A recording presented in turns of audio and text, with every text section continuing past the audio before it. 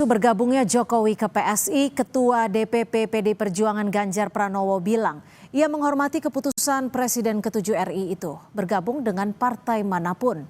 Belakangan Jokowi santer disebut akan menjadi Ketua Dewan Pembina PSI. Apalagi putra bungsu yang juga Ketua Umum PSI, Kaesang Pangarep, menyebut sosok inisial J akan menjadi Ketua Dewan Pembina partainya. Kan Pak Jokowi dikabarkan akan jadi pimpinan di PSI. Ada tanggapan Pak Soe? Ada tanggapan? Saya menghormati siapapun warga negara yang memilih partai manapun. Tapi dengan masuknya Pak Jokowi, Pak, Tidak pakai tapi kan, menghormati itu tidak ada tapi. artinya tetap menghormati semua keputusan di semua PSI. siapapun termasuk Anda.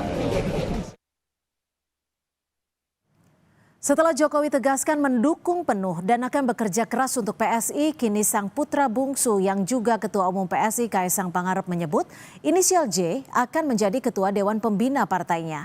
Lalu seberapa besar kemungkinan Jokowi akan masuk dalam struktur PSI?